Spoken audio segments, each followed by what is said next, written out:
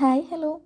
അപ്പോൾ ഇന്ന് രാവിലെ തന്നെ നമ്മൾ ജെർബ്ര പ്ലാന്റ്സിനെയൊക്കെ എടുത്ത് വെച്ചിട്ട് അവർക്ക് കുറച്ച് കെയറൊക്കെ കൊടുക്കാമെന്ന് വിചാരിക്കുകയാണ്. കുറേ നാളായി കെയറൊക്കെ കൊടുത്തിട്ട് അപ്പം ഒരുപാട് ഇലകളൊക്കെ വളർന്ന് പൂക്കൊക്കെ ഒന്നും അധികം ഭംഗിയില്ലാത്ത രീതിയിലേക്ക് മാറിയിട്ടുണ്ട്. ഒരുമാതിരി എന്താ പറയുക, മുട്ടുകളൊക്കെ വരുന്നുണ്ടെങ്കിലും പൂക്കളൊന്നും ഒട്ടും ഹെൽത്തി അല്ലാത്തതുപോലെ. അപ്പം ഒരുപാട് നാളായി ഇതിനകത്തുനിന്ന് ലീവ്സൊക്കെ കട്ട് ചെയ്ത് കളഞ്ഞിട്ട്.